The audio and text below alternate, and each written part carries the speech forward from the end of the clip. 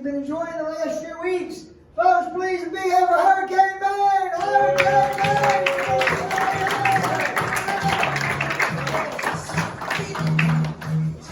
All right, good to be here. I just got out of jail. I spent 32 years there, and I was like, you know, I'm gonna do something different with my life.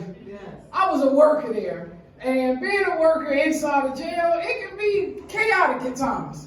And for females, always cold in there. So you put all these different clothes on, and our nipples always get hard. Ladies, you know what it is to get a hard nipple all the time. And you know, you try to cover them up. It doesn't work all the time. So, you know, sometimes I would pull out toilet paper. You know, I would pull out just stuff and it wouldn't work. So now that I'm retired, and this was my first year, I got to volunteer for Martin Luther King Day. So I went to this nursing home. Man, it was posh. They had a bar, a bistro. I was like, yo, can I get signed up for this now? I'm only 56. You know, I mean, it was beautiful. You didn't smell no penny, no poop. I was like, wow, yo, sign me up. So we got to meet some of the presidents that were there. And I met this guy named Ray. I said, Ray, what did you do when you were in the world? He said, well, I just came down here to do this damn arts and crafts and go back to my room. I said, okay, so we did a little arts and crafts. And I said, I see you got a hat on. It said, career. He said, listen, I jumped out of planes. I said, oh, is that a secret? He was like, we were the badasses of the military. He said, but don't tell nobody. He said, because, you know, we got a Marine down here, you know, they crazy, so we let them just think that they were the badasses. I said, okay. So he goes back to his room. So now I'm there with these two ladies. One can hear and one can't. And the one that can't really hear, her hearing aid going, right? So I'm talking to him, and I was telling him this joke that I told you about the nipples. She says, what did you say? Who nipples is that around here?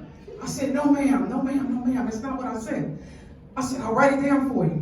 So I start writing it down for her.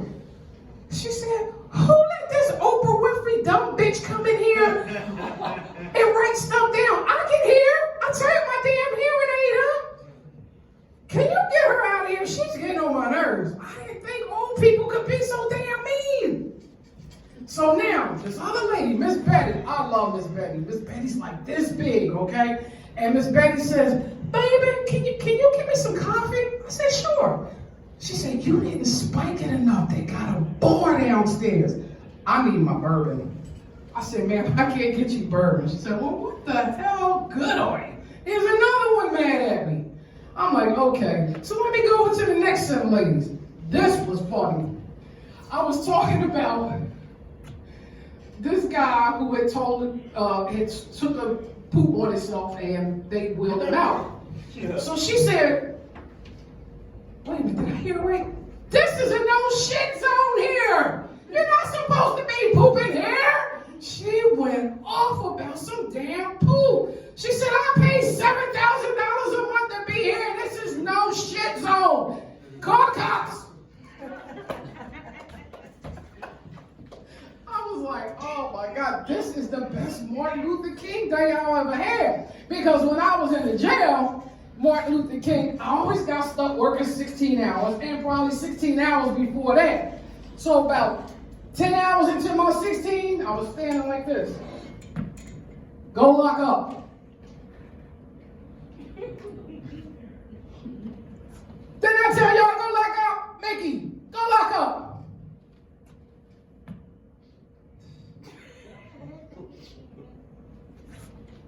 Damn, where did everybody go? One of the inmate workers said, you told them to go locked up twice. How many more times they gotta get locked up? I was like, you know what? You're right. Let me go just get some coffee. I don't even drink coffee, so I drank this coffee for the first time.